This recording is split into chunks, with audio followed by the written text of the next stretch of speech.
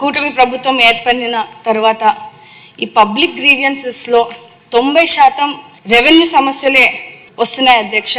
గత 5 సంవత్సరాల వైసీపీ ప్రభుత్వంలో రాష్ట్ర వ్యాప్తంగా కూడా రీసర్వేల పేరిట అనేక మంది రైతుల భూములు మార్పిడి చేసి రిజిస్ట్రేషన్ల సమస్యలు, పెద్ద ఎత్తున భూ కబ్జాలు, భూ రికార్డులలో అయితే ఓనర్ పేర్ల మార్చేసి అక్కడ సాగులో వేరే వాళ్ళు ఉంటే ఆన్లైన్లో వేరే వాళ్ళ పేర్లు ఉండడం, ఈ భూ సర్వే రికార్డులను కూడా గల్లంతు చేయడం జరిగింది అధ్యక్ష.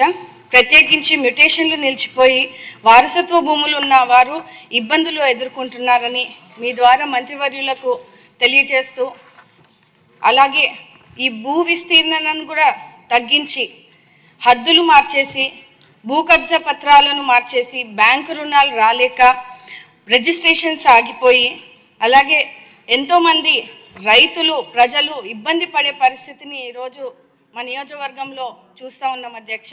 ముఖ్యంగా మాలాంటి రిజర్వ్ కాన్స్టిట్యుయెన్సీస్లో ఈ వైసీపీ నాయకులు, అధికారులు ఎస్సీ, ఎస్టీ, బీసీ, మైనారిటీ గల ప్రజల భూముల్ని కూడా కబ్జా చేయడం జరిగింది అధ్యక్ష.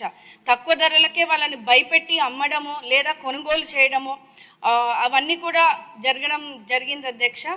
వాస్తవంగా ఈ విధంగా ఎన్నో దేవాలయ భూముల్ని కూడా వాళ్ళు కబ్జాలు చేసి రిజిస్ట్రేషన్లు చేసుకొని దాని అమ్మడాలు కూడా కొన్ని వాటిలో జరగడం జరిగింది అధ్యక్ష.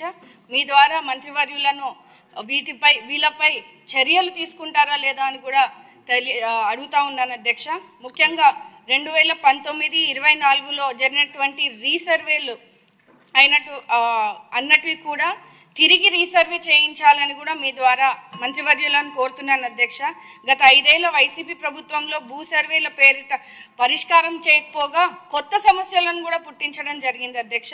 ముఖ్యంగా మా నియోజకవర్గంలో చిన్న ఎగ్జాంపుల్ అధ్యక్ష, ఒక రైతు మ్యుటేషన్ జరగక అధికారుల చుట్టూ తిరిగి ఆఖరికి ఆరోగ్యం బాగాలేకపోతే ఆ డబ్బులు లేక ఆ భూమిని కూడా అమ్ముకోలేని పరిస్థితి లేదా బ్యాంక్ లోన్ కూడా తెచ్చుకోలేని పరిస్థితి వల్ల ఆత్మహత్యాన్ని కూడా పాల్పడ్డము మనము ఇప్పుడు చూస్తున్నాం అధ్యక్ష.